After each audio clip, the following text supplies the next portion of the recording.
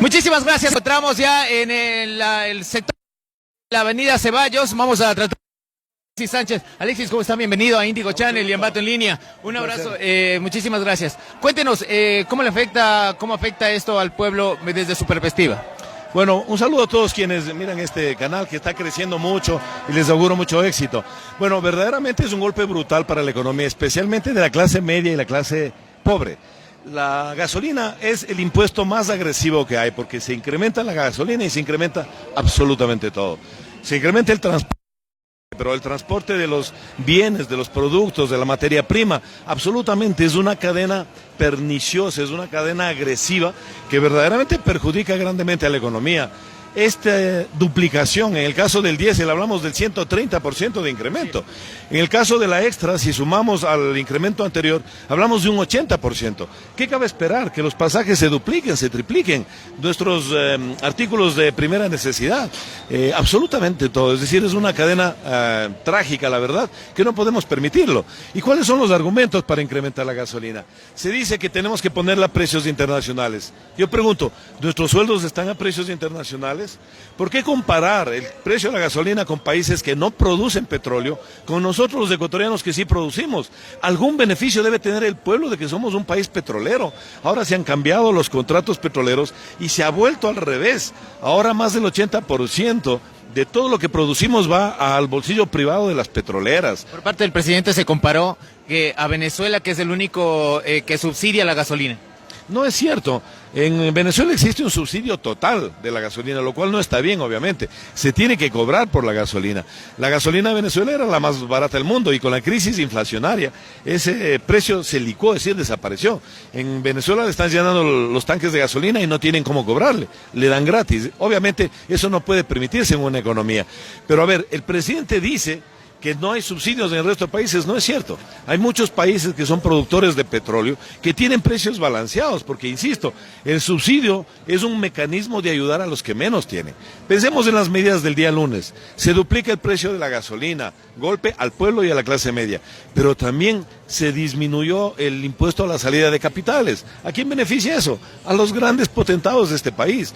Se eliminó la declaración anticipada del impuesto a la renta. Eso permite la evasión fiscal. Significa, ¿para quién gobierna este gobierno? Para los ricos, para los grandes empresarios, para los importadores, para los exportadores, para aquellos especuladores económicos, para aquellos que manejan esos famosos capitales golondrina que se llaman. Así es que el pueblo ecuatoriano es hora de que salga a las calles, de que no permitamos más tanto abuso. No votó por esto el pueblo ecuatoriano. El programa de gobierno, el programa económico es completamente neoliberal, es antipopular. Nosotros no votamos por eso, me refiero a los ecuatorianos. Y esta marcha no es una marcha política de partido alguno. Aquí estamos muchas organizaciones políticas, pero organizaciones ciudadanas, sociales, estudiantes universitarios, he visto a muchos. Nos hemos congregado de diferentes sectores frente a la gobernación. Pero no podemos declinar. Y ya que estamos en las calles, lo vamos a hacer hasta que se deponga este decreto o se vaya este gobierno, porque vivimos una dictadura, es hora de pensar en recuperar la democracia. ¿Cómo tratar de recuperar tanta pérdida de millones que se habla por parte del gobierno anterior? A ver, pérdida de millones del gobierno anterior, pero cada día comprobamos que son más y más mentiras. Hablamos de pérdidas del gobierno anterior, pero por donde vamos en el Ecuador tenemos carreteras, tenemos hidroeléctricas, que ahora ya no hay cortes de energía, tenemos hospitales, tenemos escuelas, una inmensa obra pública. Se invirtió en este país, se dejó una mesa servida, se dijo que la deuda externa era de 70.000 millones, falso.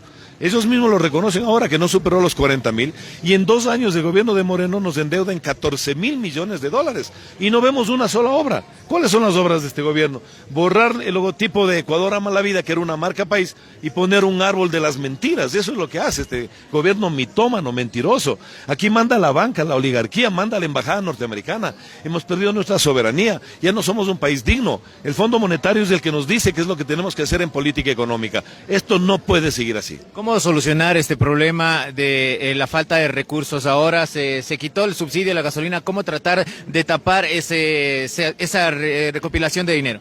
Pero miren, son déficits presupuestarios que ellos mismos lo generan. Por un lado, suben la gasolina de los 4.500 millones de dólares que se perdonó a los deudores de la banca, de las petroleras. Es decir, este gobierno perdona las deudas a los ricos y castiga a los pobres. Eso es lo que hace el gobierno de Moreno. No podemos permitirlo. Nos tienen con el cuento de que deudas contraídas, de que el gobierno anterior, falso. ¿Acaso este señor Moreno no fue vicepresidente durante 6 años? ¿Acaso no fue parte del gobierno anterior durante 10 años? Resulta que nunca se dio cuenta de nada, o resulta que es un gran mentiroso y un completo ignorante.